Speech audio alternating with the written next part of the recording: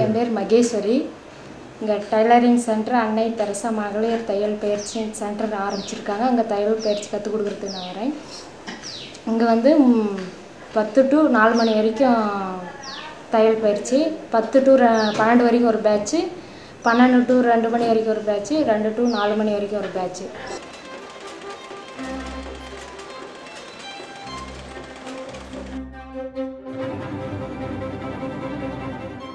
இந்த யந்திரம் அழுத்தினோம்னா கீழே இப்போ இதே இங்கேருந்து இங்கே கொஞ்சம் தள்ளி வரணும் அப்படின்னா இது பேர் வந்து டாக்டர் இது அழுத்தணும் அப்படின்னா இது கொஞ்சம் தள்ளி வரும்.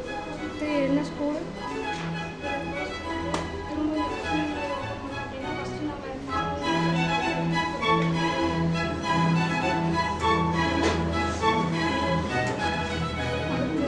என்ன படிக்கணும்?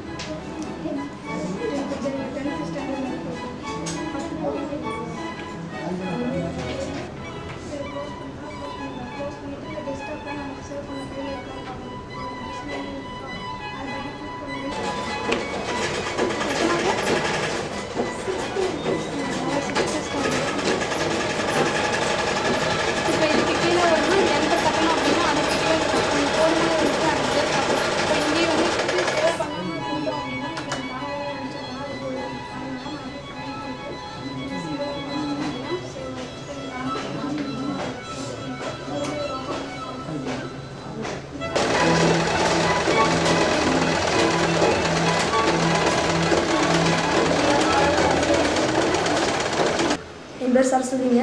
நான் 5 மாதமாக டெய்லரிங் கிளாஸ் வந்துட்டுருக்கேன். இங்கே அடிக்கடி மீட்டிங் வைக்கிறதுனால நம்ம தைக்கணும்னு ஆர்வமாக வரும்போது பார்த்தா மீட்டிங் வச்சுருப்பாங்க. நமக்கு ஆசையாக தைக்கலாம், இவ்வளோ தைக்கணும் அவ்வளோ தைக்கணுன்ட்டு வருவோம். எதுவுமே இல்லாமல் ஏமாந்து போயிடுவோம். அதனால் வேறு இடத்துல டெய்லரிங் சென்டர் வச்சுருந்தா நாங்கள் வந்து இன்னும் நல்லா ஆர்வமாக கற்றுக்குவோம்.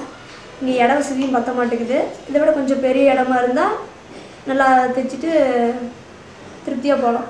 இங்கே வந்து ஆஃபீஸ் ஒர்க்கு அதிகம் கீழே வேலை செய்கிறதுனால மேலே அடிக்கடிக்கு மீட்டிங் போடுறாங்க.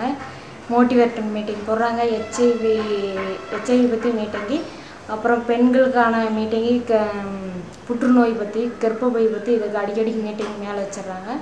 எங்களுக்கு வந்து தையல் கிளாஸ் அடிக்கடிக்கு லீவ் விழுந்துருது. அதனால் இதை விட மேலே எல்லா பொருள்களும் கொண்டு வந்து மேலே வச்சிட்றாங்க. இடம் ரொம்ப சின்னதாகிடுச்சு. இப்போ கபோர்டு, புக்ஸு, கம்ப்யூட்டர் சென்டரு எல்லாமே இங்கே தான் மேலே தான் கொண்டு வந்து வச்சிட்றாங்க. அதனால் டைலரிங் சென்டரும் நான் கற்றுக் கொடுக்குறதுக்கு வசதி கம்மியாக இருக்கிறதுனால வேறு இடம் நல்ல இடமா பார்த்து கொடுத்தாங்களா இன்னும் நிறைய பெண்கள் வருவாங்க, நிறைய பெண்களும் கற்றுட்டு போவாங்க. அடிக்கடிக்கு லீவ் விடுறதுனால நிறைய பேர் வந்து திரும்பியும் போயிடுறாங்க.